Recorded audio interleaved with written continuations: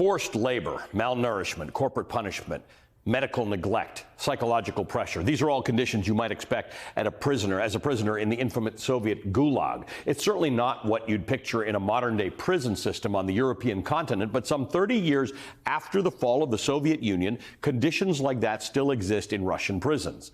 The Gulag refers to the Soviet forced labor system that was set up by Vladimir Lenin, but really reached its peak under Joseph Stalin. The Gulag was a brutal instrument of political repression and torture. Prisoners were forced to work on grueling construction and mining projects, often in extreme weather and without food or water. Millions died of exhaustion, starvation, or disease, and others were simply executed. The Gulag operated until shortly after Stalin's death in 1953, but the spirit of Stalinism, at least in Russia's modern correctional system, is alive and well. Today, the most common type of prison in Russia is a coercive labor colony, also known as a penal colony.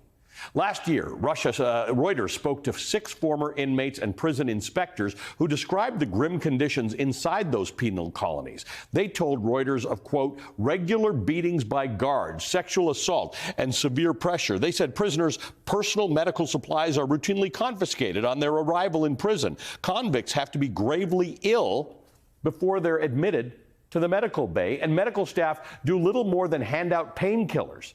The former prisoners accused medical staff of turning a blind eye to brutality toward inmates. Now, under Russian law, inmates have to work, often forced into 12 to 14 hours of manual labor per day. By most accounts, all this has changed in the Russian correctional system since the Gulag. All that has changed is its name. Even the types of prisoners and the offenses bear resemblance to those of the past. Prisoners of the Gulag ranged from petty criminals to political enemies of the communist regime. Behind bars in the modern penal colonies are Russian dissidents who dare criticize Vladimir Putin's rule, and in some cases, American basketball players or American Marines.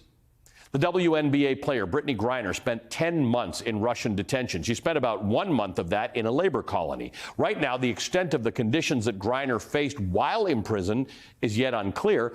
She was released on Thursday in a high-profile prisoner exchange as the U.S. released Russian arms dealer Viktor Bout.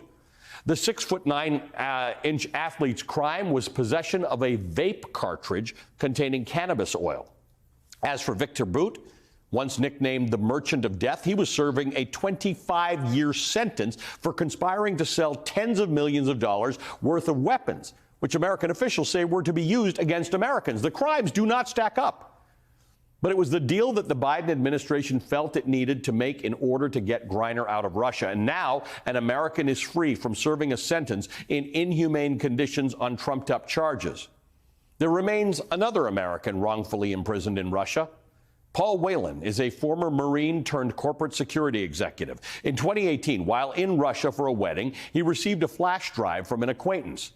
Whelan maintains he believed the flash drive contained family photos, but Russian officials say it held confidential state secrets. Whelan was arrested on espionage charges, and in 2020, he was sentenced to 16 years hard labor in a penal colony. Paul Whelan and the American government have repeatedly said the charges are baseless, politically motivated, and maintain that he was framed. Whelan has spent most of his confinement in a high-security, infamously harsh labor colony in Mordovia. His family has condemned multiple examples of corruption and abuse at the colony. Last summer, Whelan's family said he was moved to solitary confinement for a month. It was not clear to his family why he was sent into isolation. Paul's brother David said he was not permitted to exercise or shower at all during his month-long stay in isolation. Paul Whelan was not included in this prisoner exchange, but the Biden administration says it was not for lack of trying. The White House had been negotiating with Russia on both Griner and Whelan's release, but in the end, the White House said the Russians were, quote, not operating in good faith when it came to Mr. Whelan. Secretary of State Anthony Blinken explains, quote, the choice was one or none. This is the second time Mr. Whelan's been passed over in a Russian-U.S. prisoner swap. Earlier in the year, the Biden administration exchanged the American Trevor Reed, also a former Marine, for a Russian pilot. The Russians say Paul Whelan is a spy, and that could be why Russia is playing hardball. Given the nature of the espionage charges, even if they are bogus, the Russians see Whelan as a more valuable asset than Griner. They see him as a pawn, a bargaining chip, not as a human being. President Biden promises to keep negotiating for Whelan's release. Whelan was first arrested in December of 2018. It's never really a good time for an American to be detained in Russia, but in 2018, the Trump administration had a complicated and unpredictable relationship with the Kremlin. The former president appeared particularly chummy with Putin, a man who helped him get elected. It was this president of the United States who publicly sided with Vladimir Putin over U.S. intelligence agencies.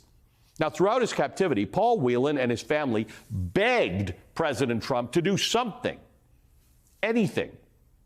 During a 2019 court appearance in Moscow, he pleaded to Trump to, quote, tweet your intentions. President Trump stayed silent, believe it or not.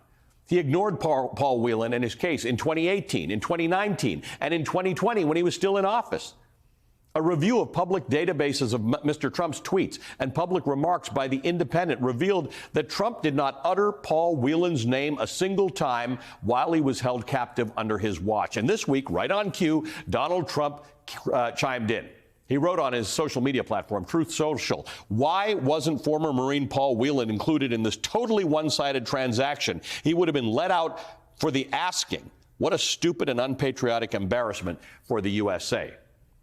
Paul Whelan's brother reacted on Twitter, saying former President Trump appears to have mentioned my brother Paul Whelan's wrongful detention more in the last 24 hours than he did in the 2 years of his presidency in which Paul was held hostage by Russia. I don't suggest he cares now any more than he did then. Today, 2 Americans are free. And today, the world knows Paul Whelan's name.